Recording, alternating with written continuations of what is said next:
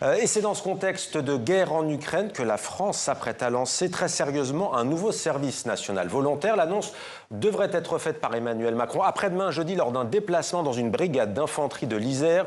Le chef de l'État veut un nouveau cadre pour servir au sein des armées et répondre, dit-il, à l'envie d'engagement de la jeunesse française. Lola Colomba nous a rejoint pour en parler.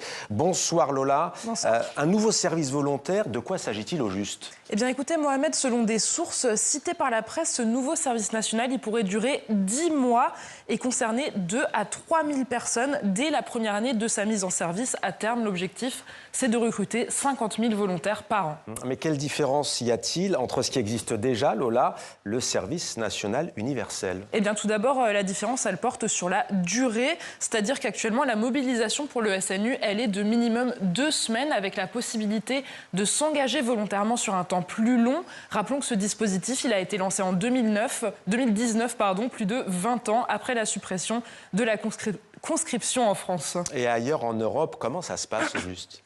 Eh bien en réalité, c'est très varié. D'abord, il faut savoir que la plupart des pays ont, comme la France, abandonné l'enrôlement obligatoire, mais pas tous. Regardez cette carte, elle montre les pays qui ne l'ont jamais suspendu, parmi eux le Danemark, la Finlande ou encore la Suisse.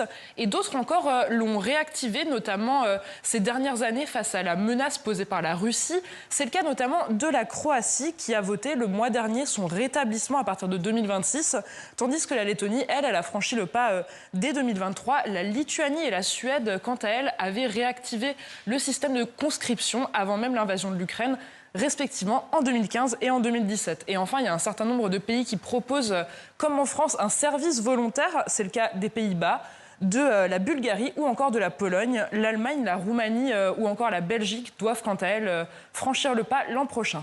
Merci.